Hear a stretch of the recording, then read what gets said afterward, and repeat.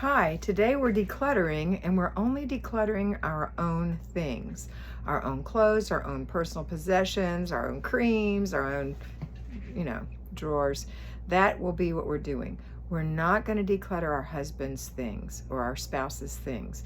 We're not going to declutter our older children's things. And by older, I mean older teenagers. You might help younger children, and you might do it for little children.